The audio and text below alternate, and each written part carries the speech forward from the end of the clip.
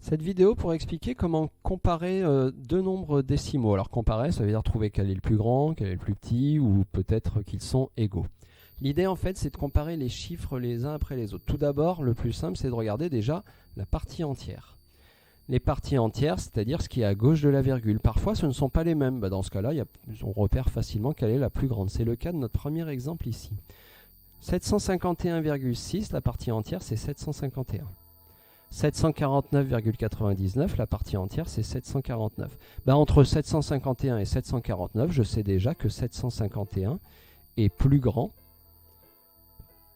que 749. J'ai même pas besoin d'aller voir après la virgule. Ok. Alors par contre, quand on regarde l'exemple suivant, là, la partie entière c'est 82 et là aussi c'est 82. Dans ce cas-là, on passe à la deuxième suite de cette règle.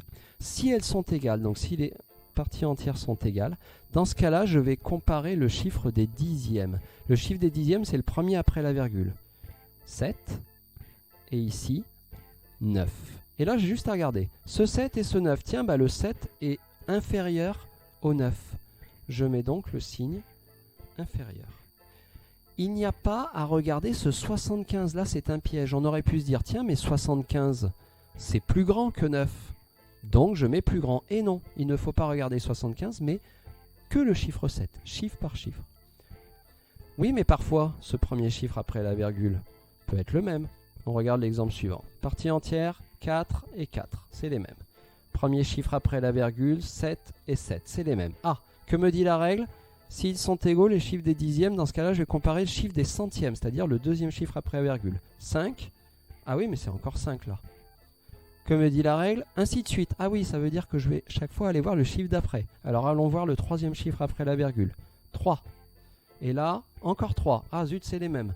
Je vais voir le quatrième chiffre après la virgule. 1. Ah oui, mais là c'est 5. Ça y est, c'est pas les mêmes.